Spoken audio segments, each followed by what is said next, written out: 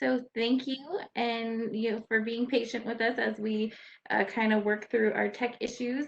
But I just want to welcome everybody to our webinar. A special welcome to our guest speaker, Assemblywoman Blanca Rubio. Before we begin, could everybody make sure that their camera and also that their mics are off? Also, just wanted to let everybody know we do have the chat function. So if you have any questions or comments, please feel free to use the chat box. All questions will be going to Steve Gomez, our Marketing and Communications Manager here at SGB Habitat. And with time permitting, we will be answering questions at the end. So let's get right into it. I will be going over Blanca Rubio's bio and then introducing our guest speaker, and then we'll jump right into the interview. So Assemblywoman Blanca Rubio was elected in November 2016 to represent California's 48th Assembly District. Blanca has worked tirelessly to give her constituents a voice in the Capitol, placing advocacy for children, women, families, students, and immigrants at the forefront of her work. In her term alone, Blanca was able to get 18 bills signed into law, making her one of the more productive and active legislators in Sacramento. Before coming to the Assembly, Blanca spent 16 years as a teacher and 20 years in elected office, serving on the Valley County Water Board and the Baldwin Park Unified School District. Assemblywoman Rubio received her bachelor's degree in business administration and master's degree in education with the multiple subject teaching credential from Azusa Pacific University.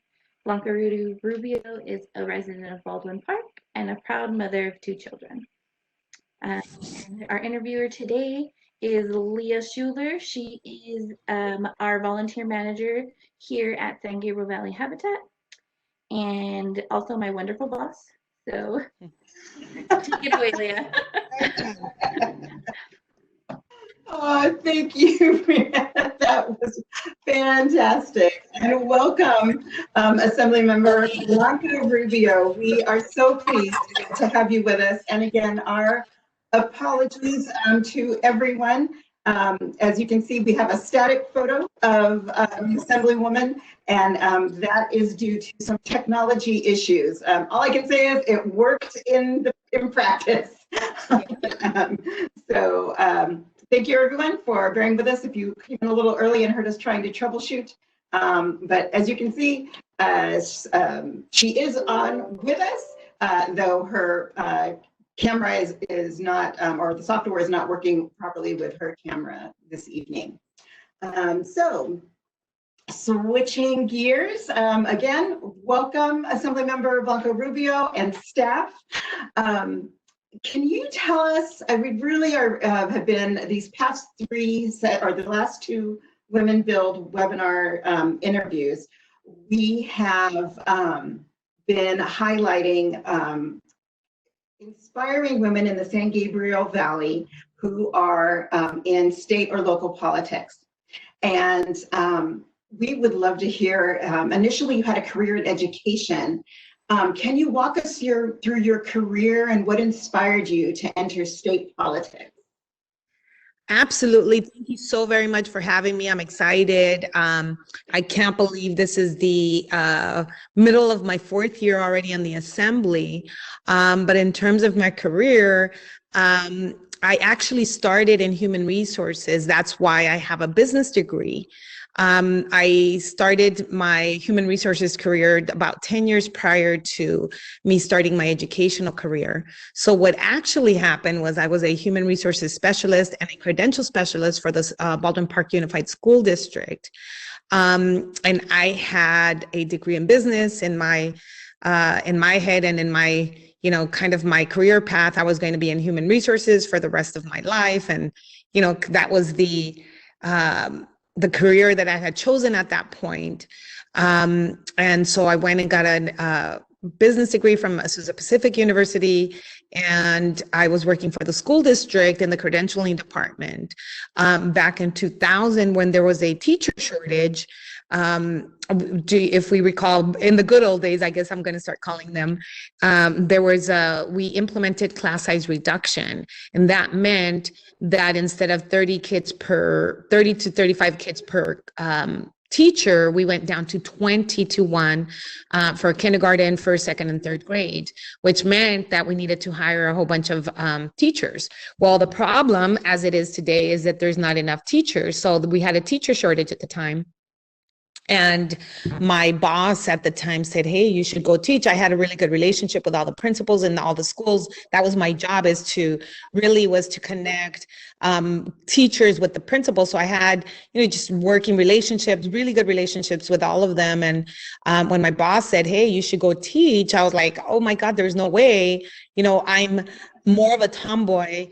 And so I didn't even play school when I was a kid. It wasn't even part of like my playtime.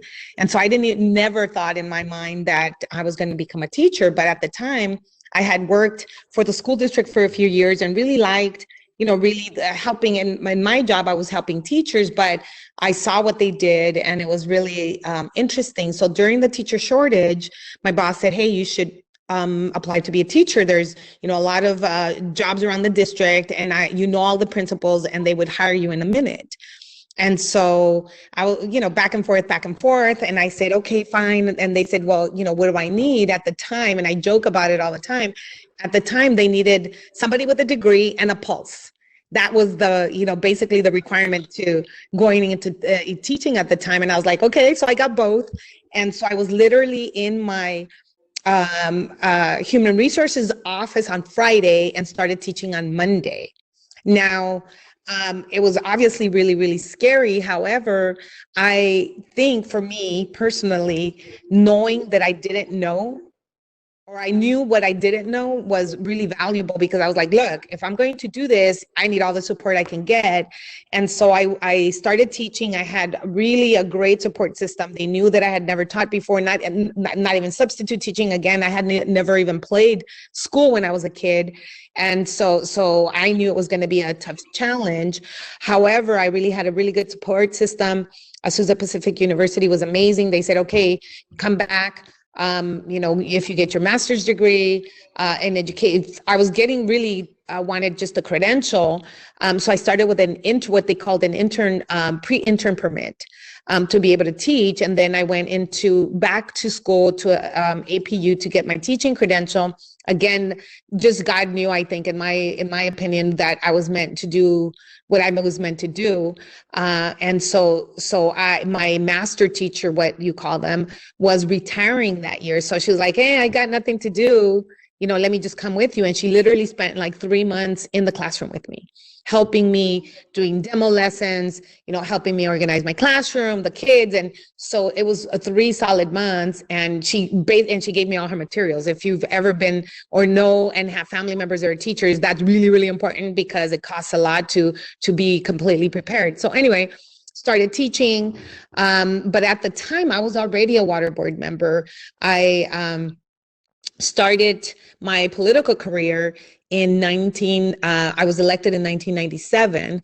One of my friends, I used to work for the city of Vernon in the human resources department. And he was like, hey, you should run, because I would come to work and complain about, what was happening in the city. I didn't really think that they were doing a good job. And at that time, he was a water board member. And he says, well, run. And I was like, I have no idea what that means. And so he eventually convinced me. I mean, I had it in me, I think, but, it just took somebody to really say, hey, you can do this. And so I ran for water board in 1997. And I remember one of my very first, interviews, and we all know public speaking is terrible. It's, frightening. And so can you imagine, I was 27 at the time and had never even thought about politics. And so I went to, forum, and I was like, oh my God, what did I get myself into? And I specifically remember a question. They're like, well, what do you know about water? And I just turned beet red. And I was like, all I know is I drink it, and everybody thought it was the funniest thing. They thought I was joking, but I was serious. Like, that's all I know about water.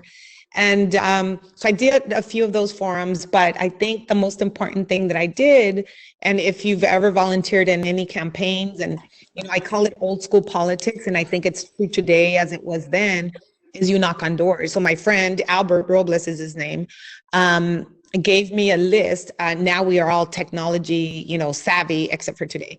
But you can, look up any person that you want to go knock on doors over the computer.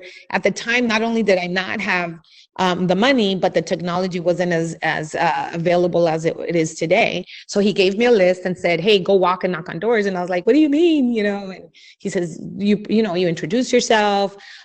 We made a flyer. I think my whole entire campaign cost $1,000 because I had no idea what I was doing. Knocked on doors and started talking to people and really connecting. And I'm blessed. If you've ever met me, I think it's a blessing. I didn't really understand that at the time, but I'm very easy to get along with.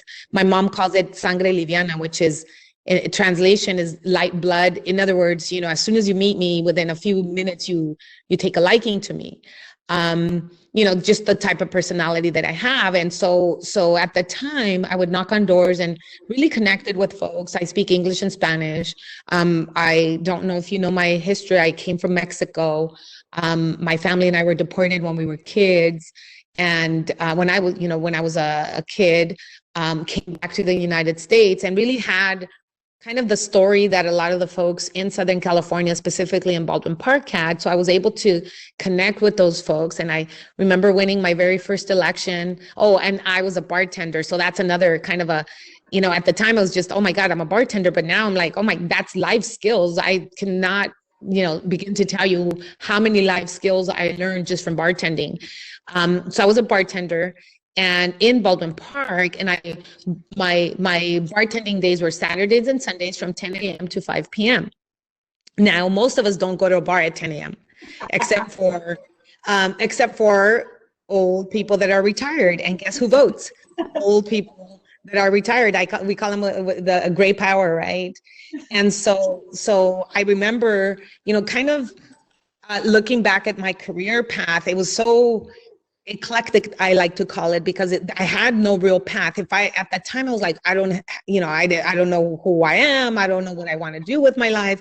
But God somehow put me, in the path of one thing or another that when I ran for assembly ended up being, everything that I needed. So anyway, so I won my very first election by 18 votes. I beat the mayor's brother, which is like, the mayor is still the mayor today. So he's the longest running mayor ever. So his name, ID, and his, just popularity is amazing. And so for me to have beat him by 18 votes was just incredible. And so obviously, like I said, I didn't know anything about politics at the time, but I started learning. I did know that I wanted to do something about the water. And, I represented Valley County Water District, which is in Baldwin Park. If you're familiar with the area, there's a thing called the Superfund, which is an EPA site, a federally recognized contamination site, basically. And so Baldwin Park sits right on the top of the Superfund. It's called the Baldwin Park Operable Unit.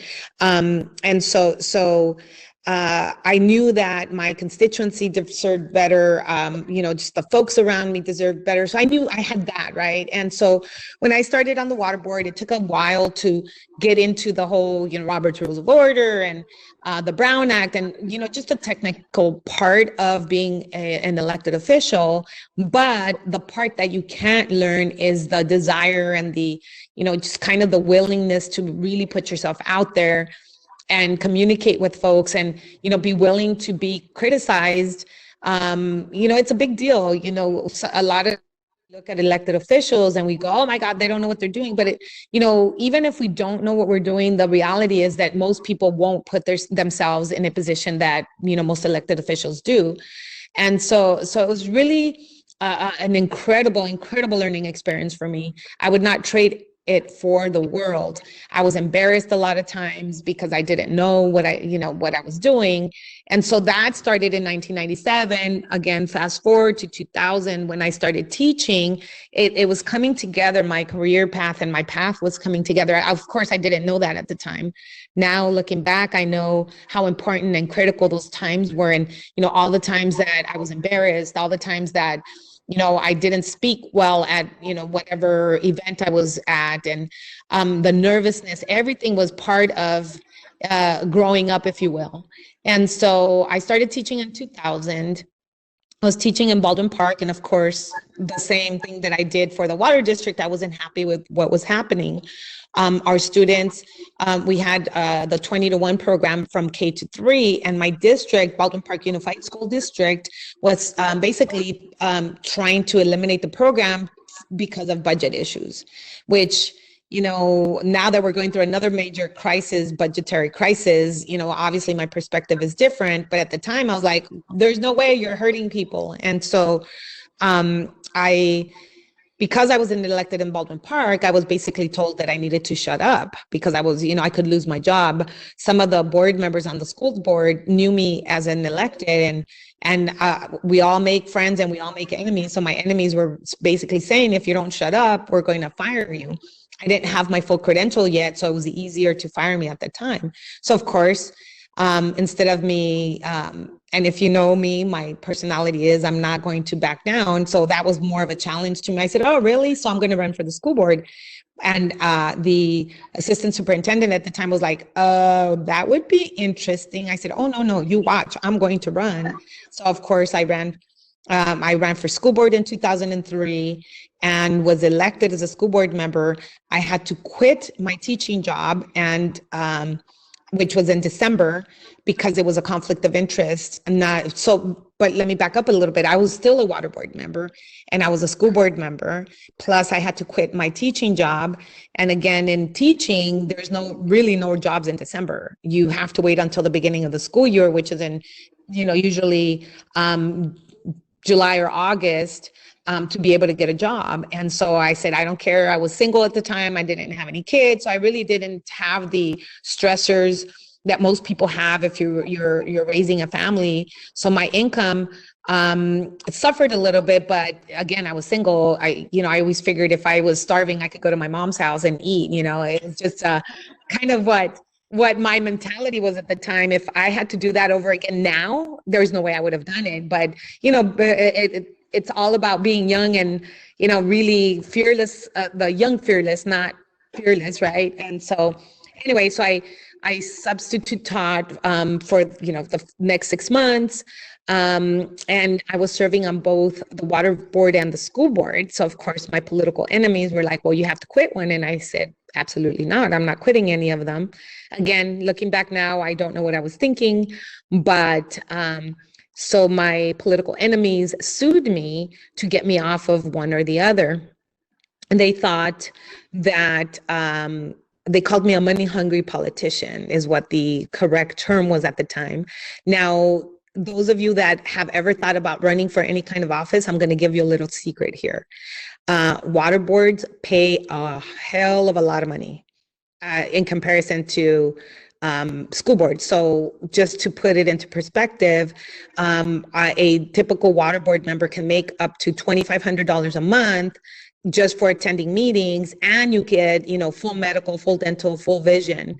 And so since I was making that, and then I went to become a school board member on the school board, I was making $400 a month. And so my enemies thought that because of the pay difference, that I would go and just stick to the water board because they didn't want me on the school board. So I said, okay, but they took me to court. I went to court.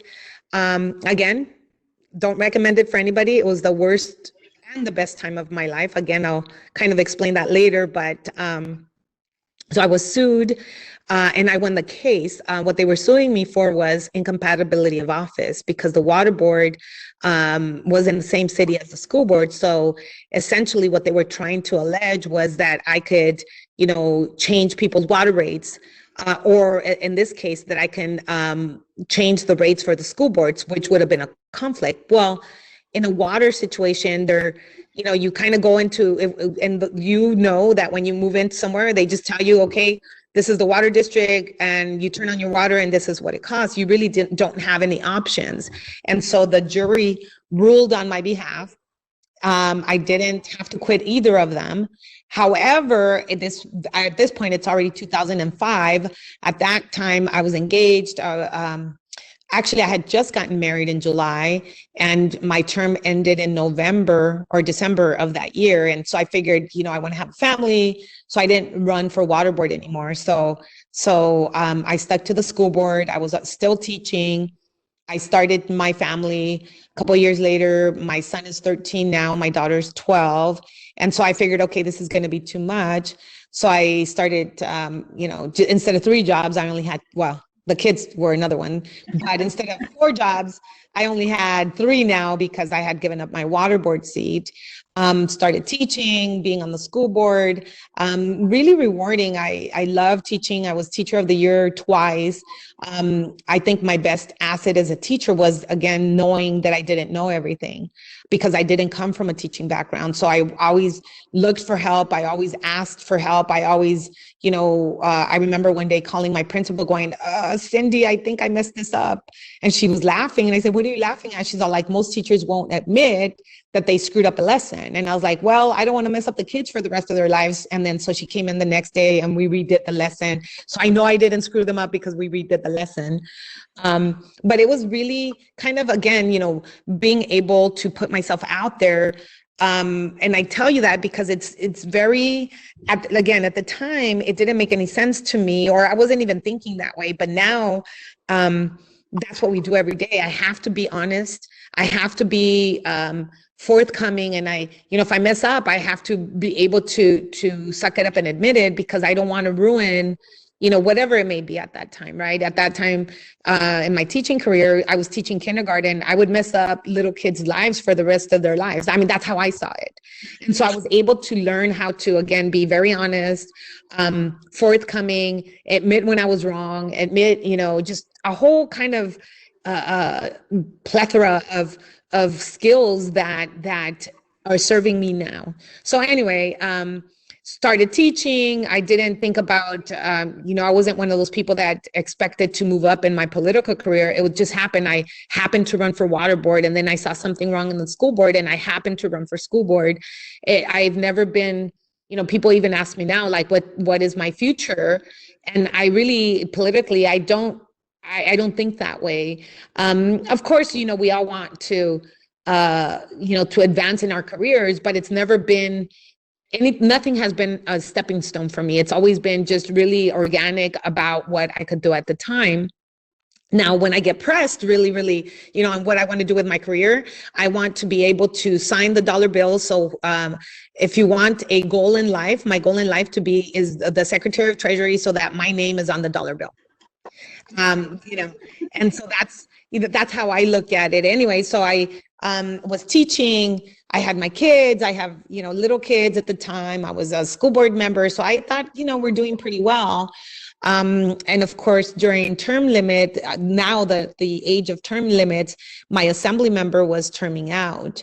And so I was looking around to see who had experience, and I had been an elected official since 1997. And so we're looking at 2014, it was his last 2 years. And that's when people are looking around and going, okay, who's going to take that position? And so for me, it was like, well, duh, it was a no-brainer. It's going to definitely be me. And, I talked a little bit about my lawsuit. It was the worst time and the best time of my life. It was the worst time because it was just stress, unbelievable stress.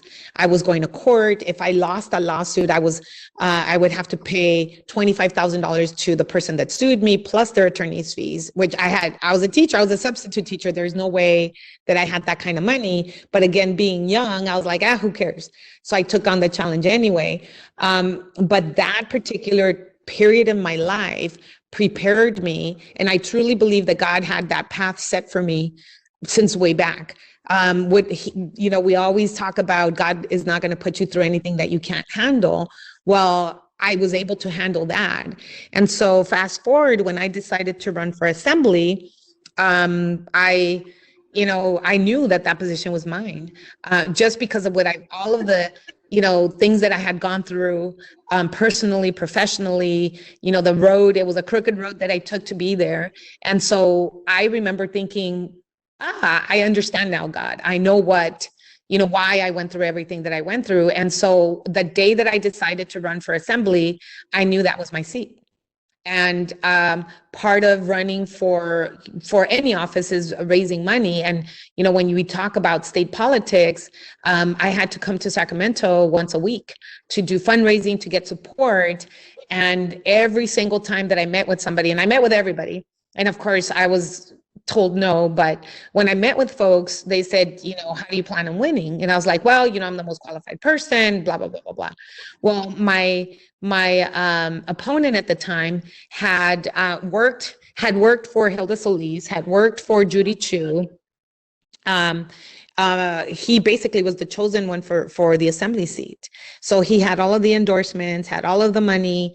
But I was convinced that he did not have the experience, and I knew this was my seed.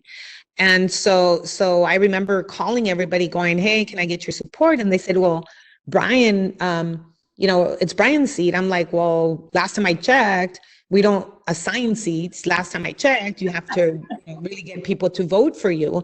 And so I was that person, right? Really challenging the status quo, challenging the leadership up here, and, you know, just really challenging folks because I knew it was my seat. And at that time, my opponent had been on the water board for about 5.5 years. And so I remember somebody telling me, hey, you know, you really should step aside. Brian is more qualified. And I said, well, how do you figure? He's like, oh, well, he's been on water board for 5.5 years. And I was like, really? So is that what the qualification is? And they're like, oh, absolutely. I said, well, I spent 8 years on the water board because at that time I spent 8 years on the water board and 13 years on the school board. Of course, 2 of those years were concurrent, as I told you earlier. And I said, well, if that's what's going to qualify me, then I'm the most qualified. You should be supporting me. And so I was really pushing back. I was that, you know, that person that didn't really take no for an answer. And I was convinced this was my seed. And even now, folks that I, you know, met throughout the time, they're like, why were you so convinced? Like, when we spoke to you, we knew that all the odds were against you, but you were convinced. And when you talked to us, you were like, nope, that's my seed. I said, because I just knew, again, whether it was just what I had gone through or what had, you know, God put me through, that I knew that was my seed. So anyway, I ran in 2016 and won. I was what we call a primary win, because at that point there was 6 Democrats running and 1 Republican, and just kind of doing the math, it was a math, you know, challenge at that point, because there's 25% Republicans in my district and everybody else is Democrat. Well, if you split, you know, the 75% Democratic or other numbers between the 6 of us, you know, the Republican was going to be first. So I knew that all I needed to do was to be second. And so lo and behold, I beat my opponent. I think it was a couple thousand votes. It was very close in just in margin. But after that, I was like ready to go to work. That happened in June, and technically I wasn't going to be elected until November. But because it was already, you know, you eliminated all of the other Democrats, it was just the numbers were not in the Republicans' favor. So I knew I was going to win. Started coming back to Sacramento, started, you know, kind of solidifying a lot of the relationships, looking for a house, you know, kind of doing everything that some folks don't have the luxury of doing because, you know, they get elected in November and they're sworn in December. I had about 6 months before I was able to, you know, to be able to plan. And so I have a fabulous staff. I think because of that, I was able to really take my time and vet some of those folks and talk to them about, you know, what our objective and our goals were.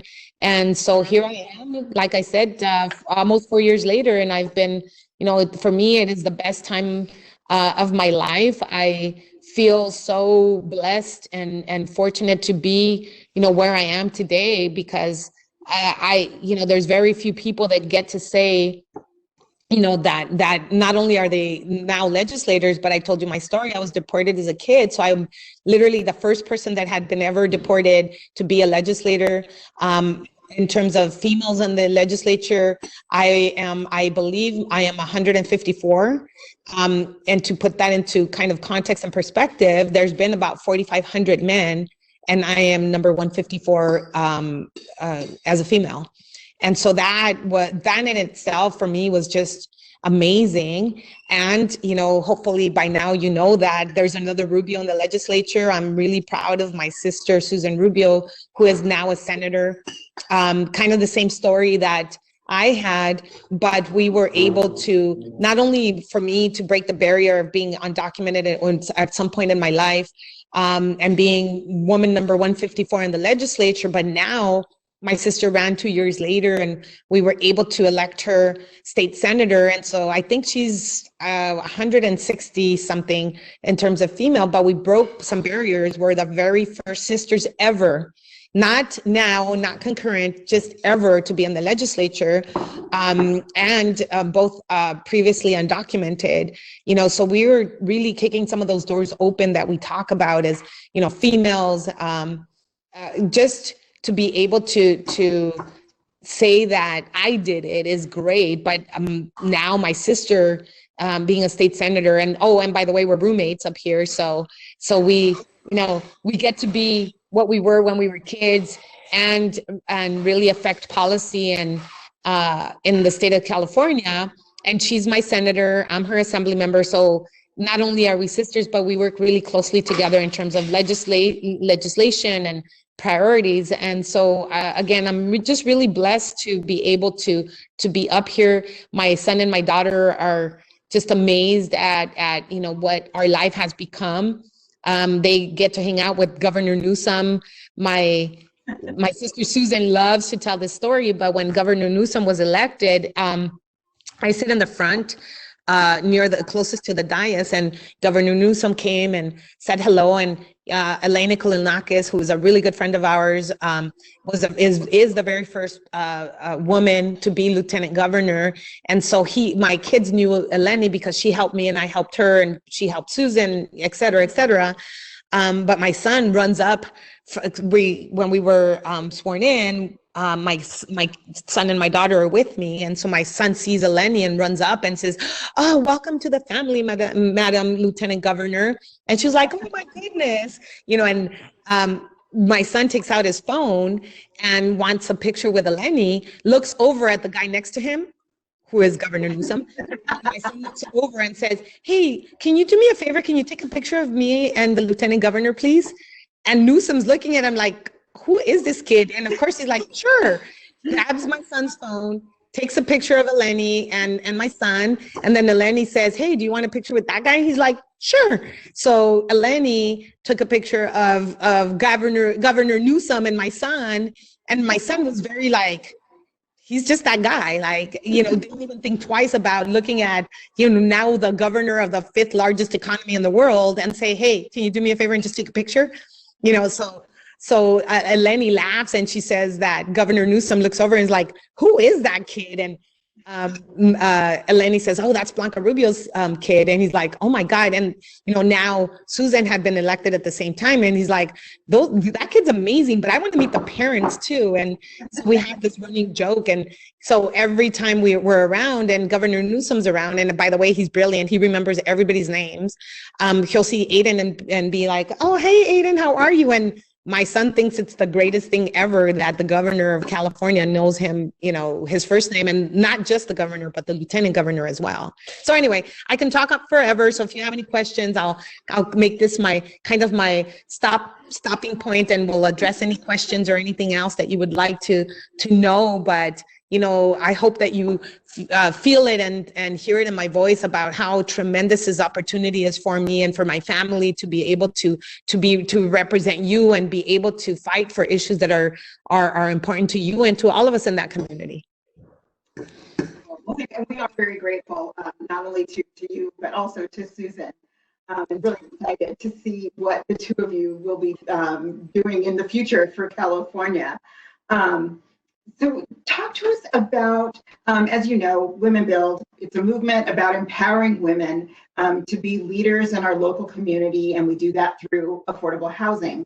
Yes. Can you tell us about a woman that has inspired you to be this wonderful, you're just like a force of nature.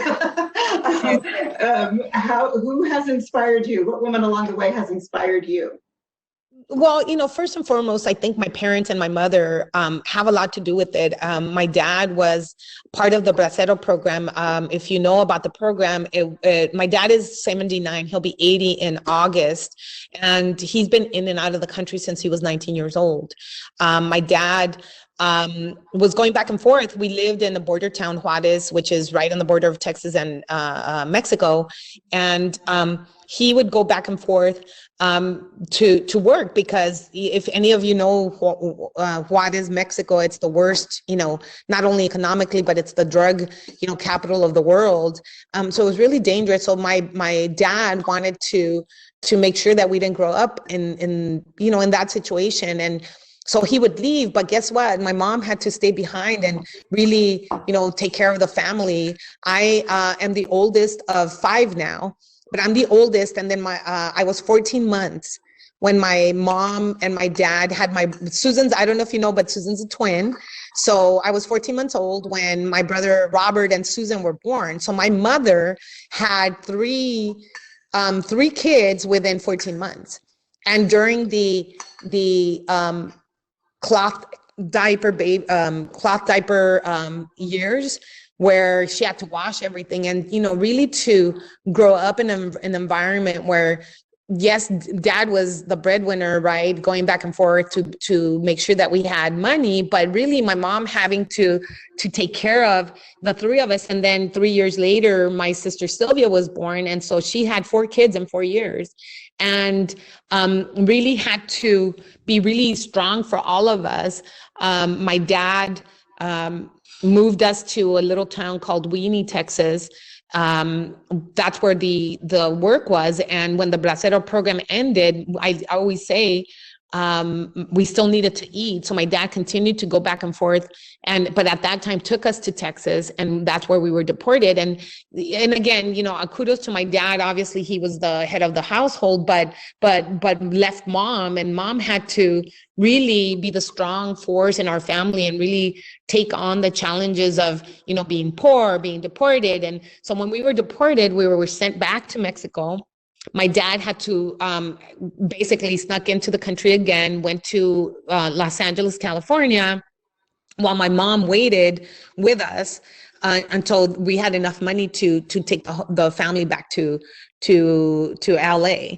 And yes, we were undocumented, and but really, not every story is the story that is being told about undocumented folks. My father and my mother we never had any public assistance. We didn't, quote unquote, take advantage of the system. That's, to be honest with you, the majority of folks that are immigrants don't come here for that. We come here to work. We come here to make a difference in our lives, and hopefully make a difference in other people's lives. And so my mom was a big force, obviously my dad too. And so really, I think her strength is what we have, the girls have. And then, just kind of in history, I read Ruth Bader Ginsburg, and just her tenacity and I wish I was calm like her. I'm not.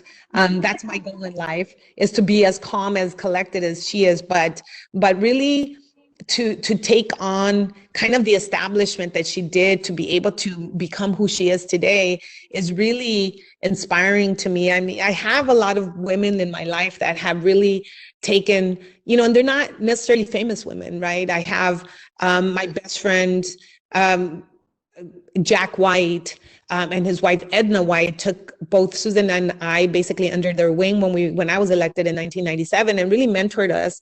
And Jack is gone now. We lost him. Oh my God! Tomorrow is going to be a year that we lost him to cancer.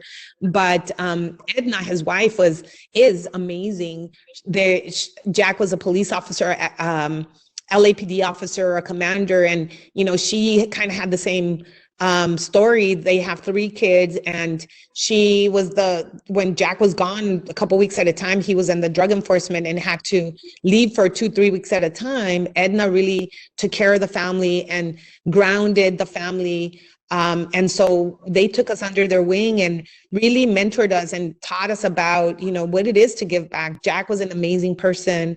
Edna is amazing. And so Edna has a lot to do with, who we are today. And I can freely speak for Susan, because most people, when they see us together, they're like, oh, your girls are there.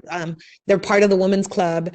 And every time we'd show up, all the other ladies would say, Edna, your daughter, your girls are here, not your daughters. They would say, your girls are here. And when my kids were born, they call her Grandma Edna. That's how important she was in our life. So really, yes, some famous women, but really just the women that have been there for me, and really encouraged and helped in whatever way they can. When I was running for office, I'm a single mom. And so when I was running for office, I literally had 16 people on the kids' emergency card.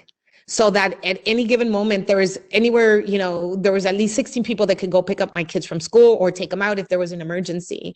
And so yes, there, RBG is, kind of an important role model, but really the women that really stood by me, and when I needed somebody to babysit, they were like, don't worry, or somebody to go pick them up for whatever reason. They were like, don't worry, you go do what you need to do. And so there's a lot of women in my life that have provided that support. And we look to, we talk about inspiring, and we talk about supporting each other. And really my network is who I look up to, because without them, without all the women in my life, my sisters obviously played a big role in my life, my mother, Edna, just all of these women that really believed. Veronica's on the call, and Veronica was part of my support network as well. She works for me now, but at the time, I just needed everybody to be with me. And, we talk about, it takes a village. Well, in my case, absolutely, it took a village. And so I give thanks to all of them for really enabling me to be part of really history.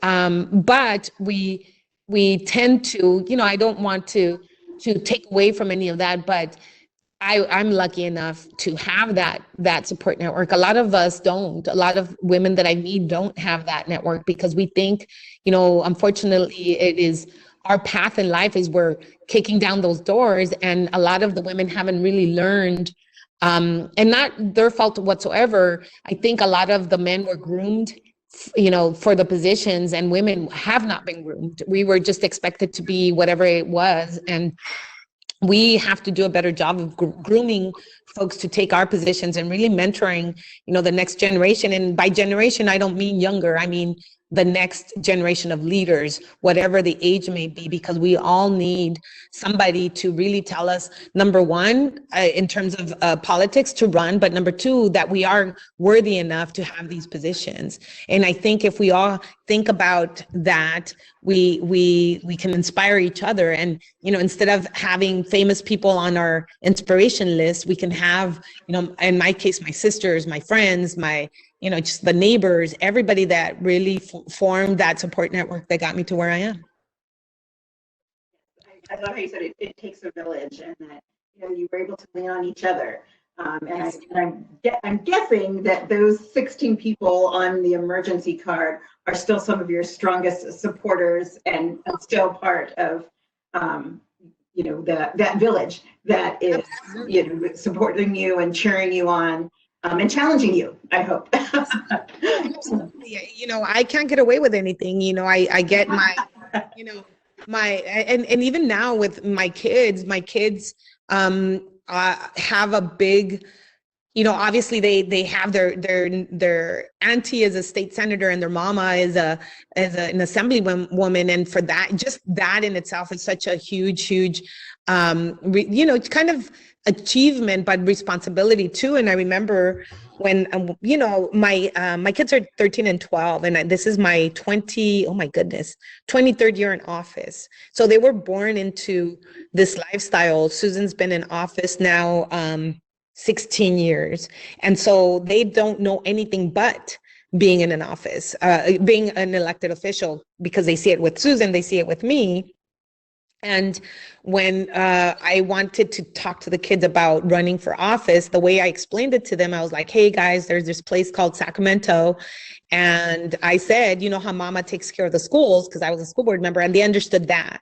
Said mama takes care of the schools and Auntie Susan takes care of the city. Again, they understood that, what that meant, because they had been living it. I said, well, this place in Sacramento, they take care of the state, you know, and if you guys basically allow me to do this, you know, it's going to be difficult because mama would, you know, has to move. And that's how I explained it to them, that because we're here 4 days a week in Sacramento, I said, mama has to go to Sacramento. And, you know, that's kind of the outcome if we win. And my daughter, without missing a beat, says, well, first things, mom, of course you're going to win. And second, we're going to come with you. So for them, they knew, you know, kind of what was to come. But I was driving them. I remember that year they were taking a summer school class at the Science Center in downtown LA. Well, of course, you know, downtown LA traffic is horrible. So I got off the freeway and we ended up having to go through Skid Row.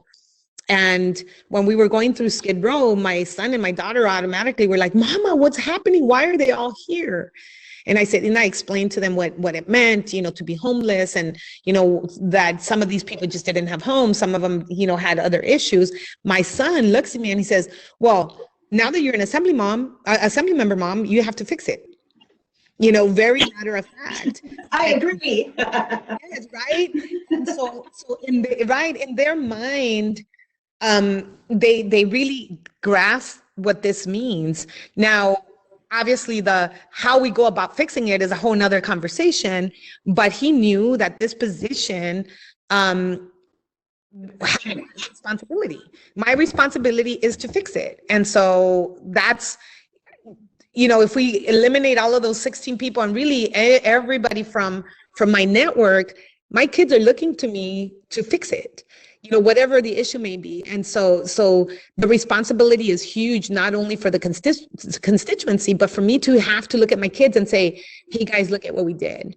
You know, in the time that we were here, we were able to accomplish all of these things. And so yes, my inspiration is all the network that I have, but the kids really are looking to me to fix it, fix the homeless problem, fix the school problem, you know, all of these things. And it's a huge responsibility, but making them proud and making them, you know, see that it can be done is also the reward that I have. And so, you know, when we talk about homelessness, it's not just a thing, you know, it's in my case, my kids are looking to me to really do something to help folks.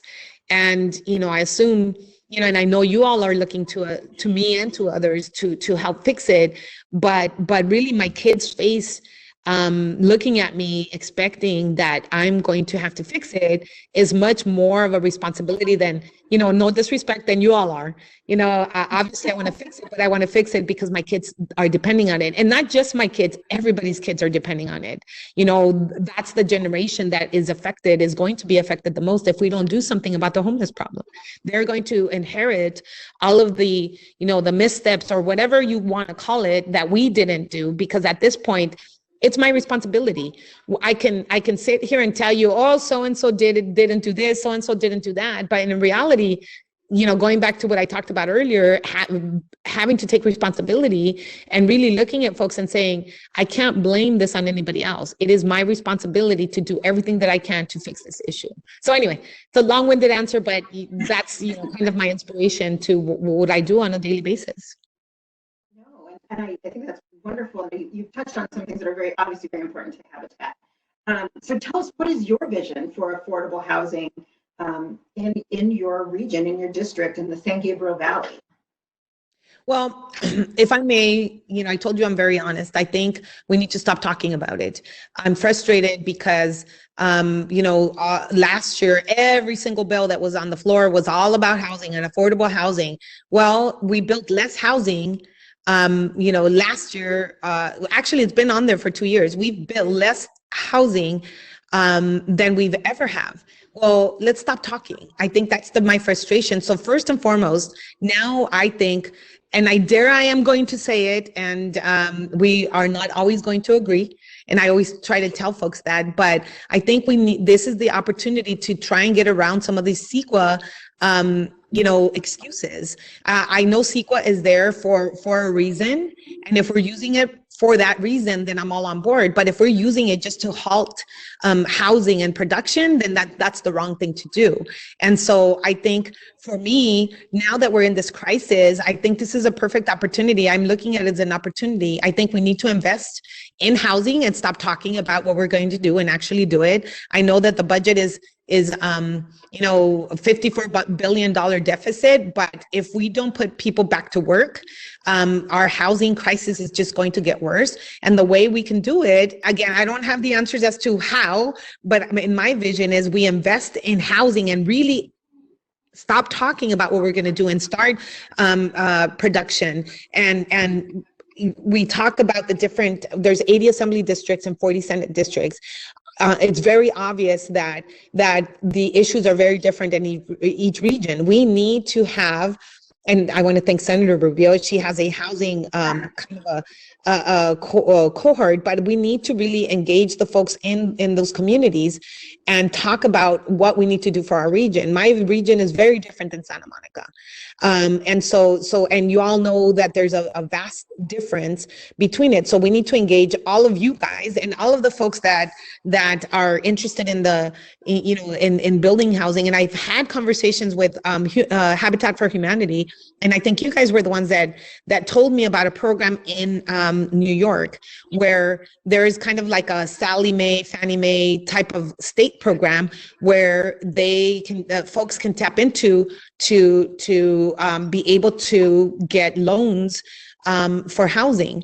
What you all do is amazing. And if you guys can do it, then why can't we have more of that? And so we need to have a state-run program, in my opinion. I agree with my Habitat for Humanity folks that is able to give people the ability to afford homes.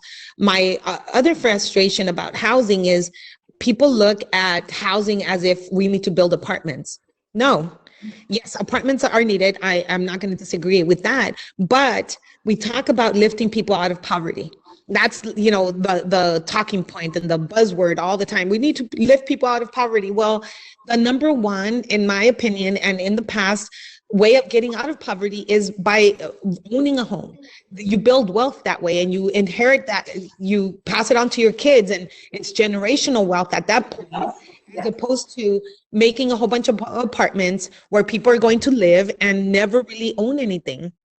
And so, yes, obviously we need the apartments because that's a need, but we need to talk about how we get people into owning homes. And I appreciate all of you that you do. When you've come to visit me, we've had this conversation multiple times. We need a mixed bag of goods.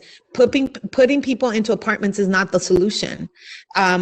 We have to make sure that folks are able to purchase homes, because again, not only now you're proud of what you own it, you take care of it better, your communities are better, because now you're taking care of the property that you work so hard for. You increase the value of the community around you. The schools are better because of that. Your kids are better because of that. And then the generations after that are going to be better. So in my opinion, first, we need to stop talking about building housing and get to work and build it. Second, CEQA is a big issue. We can't be hung up on CEQA, just CEQA as a way of stopping any kind of production. If it's a valid reason, again, I'm on board and let's fix it, but don't use CEQA to really halt or to be a NIMBY, not in my backyard. If we're going to resolve the housing crisis, then we all have to be in this together. It can't be, the coastal regions are exempt from building whatever it is. So it really takes courage. And I think, again, because of the budgetary crisis that we're in, we need to make some of those bold decisions that we need to stop talking about it, and we need to stop halting the production of homes. So again, yes, we need to build apartments, but I think we need to do what you guys do, as build affordable homes that folks can purchase. so that we build wealth. And that's how we come back to the middle class that we all talk about that is disappearing. Well, we're not middle class if you can't own a home. I mean, isn't that one of the criteria for middle class is that you own your own home? Well, then let's get back to building affordable homes. Not, again, housing is different because it implies that it's just apartments, again, in my opinion, because even if you talk, so that's, I think, what we need to do, but just kind of because of the conversation, when we talk about affordable housing, a lot of folks understand that or equate that to Section 8 housing, lower income housing. We need to use a different vocabulary word, because people that are going to be NIMBYs, when you hear affordable housing, think, oh, I'm not going to have, low class people in my neighborhood. That's not what affordable housing is. I cannot afford a home in LA. That's my reality. And so for me, affordable housing would be that, somebody that we are compensated very well up here, and I cannot afford a home in LA. So for me, affordable housing would mean that I can afford a home at my price range and not low income apartment. And so we have to change that conversation as well. And again, we can go on with this for another day, but what you all do has to be the formula about, to where we get folks into housing. And with the crisis that's going on, the number way of getting people back to work is by building something. If we start building homes and building apartments, then, those folks that are working need food. So now the restaurants are back in business, they need clothes. So then the clothing stores are back in business, they need shoes, you need more cars. So the car industry is back in business. That's what stimulated the economy during the last depression. And so we need to really look at investing in building homes and stop talking about what we're going to do. And unfortunately, we do actually have to stop talking, literally, fortunately, we do need to stop talking. We're getting close to 7 o'clock. So I would love to hear you more in the future. So I hope maybe we can get you and Susan together for a future Women Build. We are so grateful for what you are, how you advocate for us, how you partner with Habitat. We are really looking forward to your leadership as we start taking care of each other better and stop talking and start doing and start building. So thank you so much. Yes, but Leah, just before we go, I know that we didn't have an opportunity for questions and answers. And again, we're not always going to agree in what I'm saying, but please, I gave you my personal email address. You have my state address. And, if you feel free to give that out, if anybody has any questions, I'd be more than happy to answer any questions or have another conversation offline. I'm not afraid of really answering the phone and talking to people individually, because I think it's important that and that I hear from you too. So if you have any questions, I know I talk forever and didn't give you an opportunity to ask questions, but if you have questions, Leah has my personal email.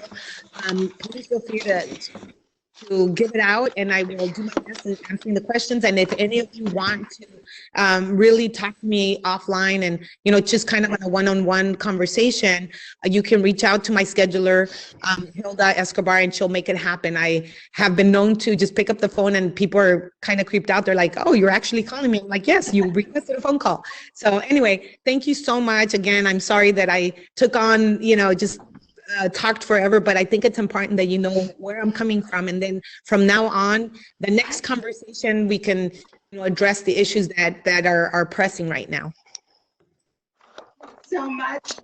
Love to your kids. Hope they get even more photos with Governor Newsom, or have Governor Newsom take more photos of them. Yes, thank you. Thank you. Wonderful evening, and thank you for all you do. Bye, everybody. Thank you. Remember, Women Build. Take care. Okay.